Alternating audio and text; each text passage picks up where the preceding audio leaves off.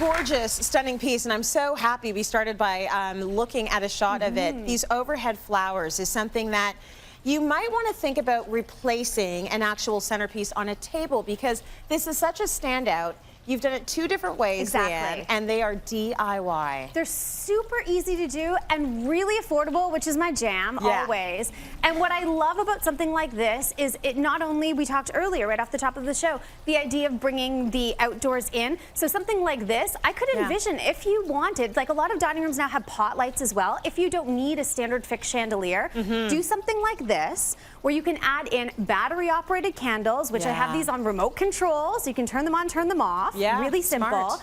I've tucked some faux foliage in there as well, but then I've just gone to my florist and picked up floral tubes and placed some fresh in there. So it's just tucking in those simple little floral touches that you can have this up all the time, but you just change the florals based on your entertaining color scheme of whatever you want to do. And it gives you, frees up all the space in the center of the table. Which is great, because this becomes the standout. So you mentioned a couple of things that were important. The candles are operated by a remote control, You don't really want anything up there that you have to be fooling with constantly. Not so much. Because, you know, you're going a little bit high. Just becomes a pain. At the same token, it's hung lower than, say, you might hang a light fixture, because you want people to see it. Exactly. It's very nice. So it just does create that really nice grounding feel. It has a nice organic element to it. I've simply gone on the premise of basically making a garden swing for this. So bringing that garden swing idea from outside in, and I did it so simply. Okay, like this is one of those projects, it's almost too easy. Really? But that's why it's so great to show you. Okay. So I went to my home improvement store and just picked up, you can see shrink wrap board. They have these pre-cut, pre-finished, ready to go. Okay. And they're just in a really nice soft pine, so they take a stain really well. The thing to keep in mind when you're doing something like this, because you're really seeing a lot of the underside, that's where you want to put the focus on all of the stain and paint. So pick a really nice color that's going to reflect your color scheme and make sure the good side of the wood is on the bottom when you're constructing it, right? So that's something that, as I was building this one, I was like, oh, the bottom's not so great. There was a couple knots in there. So a good little reminder.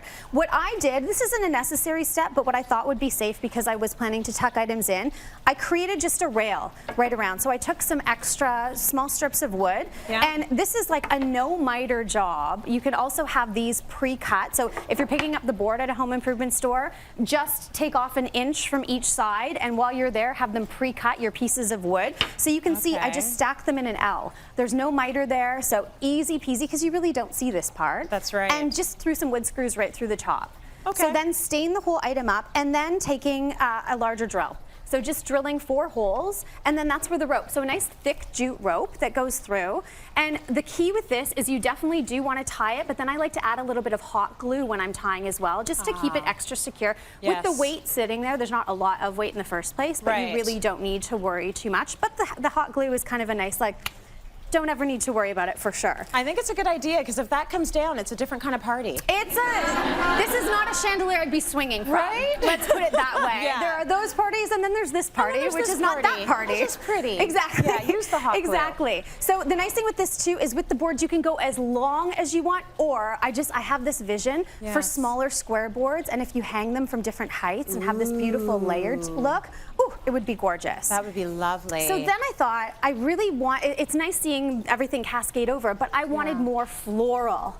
Like, I really want to see this lush hanging garden. So I created this buddy over here. Before we go to that guy, when did you stain this one? When did I stain it? Do you stain it right away before you even assemble it? Do you put it all together and then stain it? What's the most important thing? Personally, I assembled it first and then I stained. Okay. So, and I like to stain, actually, this is something I actually get asked a lot. I actually prefer to stain with a rag, because then I can, when you're wearing gloves, wrap it around my finger and get into all of the grooves as well. And then you're always just wiping back with the grain to really work it into the wood. So that's a really good question, because a lot of people, they're not sure. They treat it like paint, and they're going to slap it on with a brush, and then you kind of get those bleed marks with the stain, where I'm seeing a lot of people nod like it's not the easiest thing. But a lint-free rag will be your best friend. You can really control the movement of the stain. Very nice, because I'm looking at it and it's flawless. Yes, thank you. That is absolutely gorgeous. I've stained a time or two in my day. Yeah, very good job, my friend. So okay, now let's move on to this one, which is so cool. So this one, I have to admit, I did faux, but you could absolutely do real. That's faux. I think so those are not real. These are all IKEA florals, so they're super affordable. You can buy them in bulk, and they look amazing. Incredible. But with wedding season coming up and bridal shower season, imagine creating something simply like this and a showstopper at a party if you had real hanging from that, and super affordable. And again, just a few simple ingredients. So along a similar premise of making the frame, as I did with the top here, I'm going to turn this around so you can see. This was just simply, again, going to the hardware store, having them pre-cut my pieces of wood. This one, I actually went for a little bit more of a rustic look, so I didn't care if it was a little beat up. In fact, I probably would have gone in and beat it up a little more. Roughed it up and give it that more rustic feeling. And again, because I didn't miter, all you really need to do, make your life really easy, instead of even drilling pocket holes if you don't have a lot of tools, just pick up some L brackets. If I can hold this up so you can see, some L brackets. Now, if you happen to have a miter saw and want to do 45 mitered corners, you would just put this straight as the L to connect the two pieces, but I put them on the angle to connect the two as well. That makes sense. So just some wood screws in there, and wood glue. I can't stress enough the importance of adding in your wood glue to keep these pieces together. It does. It's just going to give it extra stability. And then I just went to the hardware store and picked up some screening that you can get. They're in these rolls, and this roll in particular came 24 inches by 5 feet long. I could make a lot of these suckers with that. I didn't use hardly anywhere close to all of it. And you want to cut it with metal snips, so scissors are not going to do the trick for you. This literally, if you're using a snip, cuts through super easy. Super easy to all the metal. And then you can just decide what size you need. And then the important thing for attaching this is I use some washers to thread on. So it gave me more surface space when I'm putting the screw through the top, just to hold it in place. You run that around the perimeter. Last but not least, we go back to the little floral tubes, and this is the key. If I turn this around, I've actually got some fresh here, so beautiful, like we're just talking carnations are totally making a comeback. Back. I'll have you actually hold that. They're cheap and they're pretty. Exactly. You fill your tube full of water and then just put this in about halfway. Oh, this one's not going to cooperate with me. There's too much leaf. Too much leaf. There we go. So we just snap it. That's all you do. Exactly. And then you get it in the little, you can even faux do it, because what's cool is a little test tube. Is it a test tube? I don't know what to call that. The little floral tubes. The little floral tube. You can order them online in bulk. So I picked up 50 of them.